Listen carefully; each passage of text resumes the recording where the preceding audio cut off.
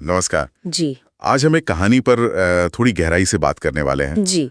हमारे पास जो ब्यौरा है वो एक कहानी से है जिसका नाम है सकारात्मक सोच, एक किसान की सफलता की कहानी। ये मतलब रवि नाम के एक किसान की कहानी है और उसकी हालत आप समझिए बहुत खराब थी।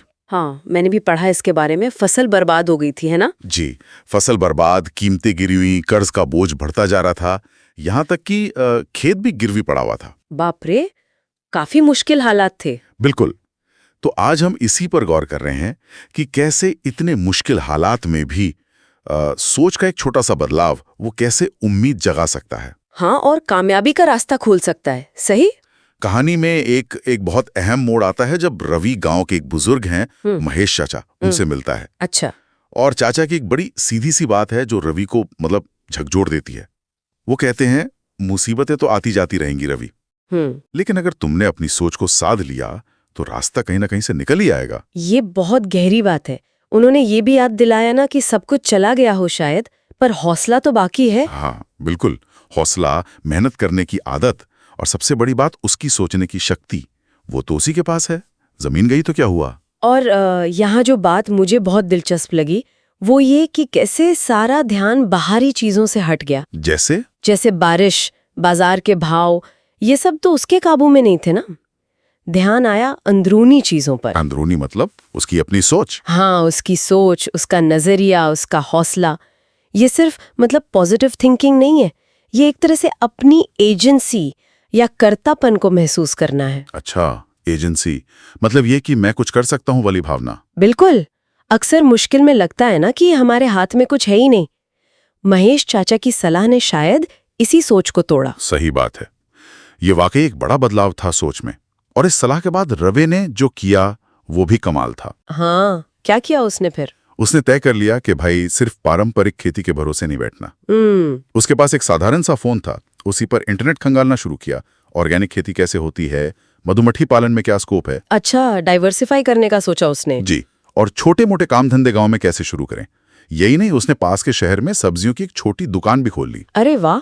हाँ, और वहाँ वो सीधे किसानों से माल खरीदकर बेचता था। ये बहुत स्मार्ट मूव्स लगते हैं। मतलब उसने सिर्फ हाथ पांव नहीं मारे जी, बल्कि सोचा, समझा। ऑर्गेनिक खेती, मधुमक्खी पालन, शायद समझा होगा कि कम जमीन पर ज्यादा कीमत मिल सकती है। हो सकता है, या शहरी बाजार में मांगो। हाँ, या मांग बढ़ रही हो।